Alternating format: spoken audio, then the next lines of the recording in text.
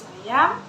Nah, seperti biasa saya di sini akan menjelaskan materi yang disusun oleh kelompok 9, yaitu materinya iklim kelas.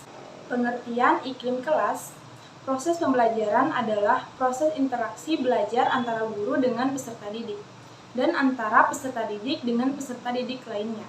Keberhasilan proses pembelajaran dipengaruhi oleh banyak faktor seperti guru sendiri, peserta didik di fasilitas maupun suasana interaksi.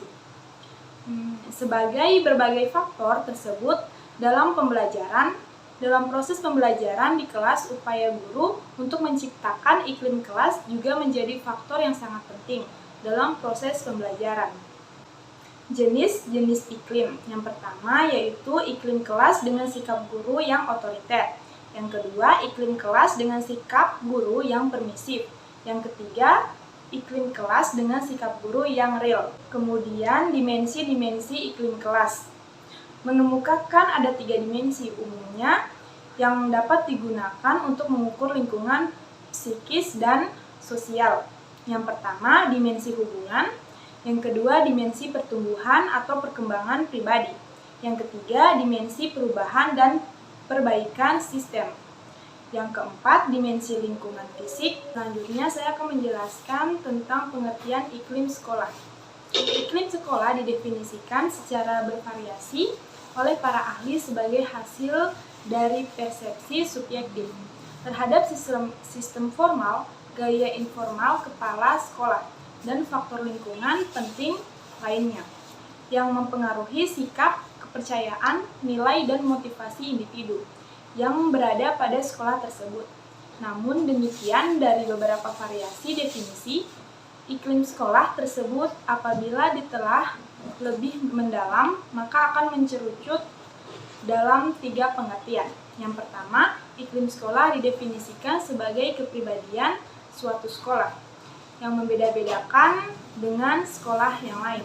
Yang kedua, iklim sekolah didefinisikan sebagai suasana dan tempat kerja yang mencakup berbagai norma yang kompleks, nilai harapan, kebijakan, dan prosedur yang mempengaruhi pola perilaku individu dan kelompok.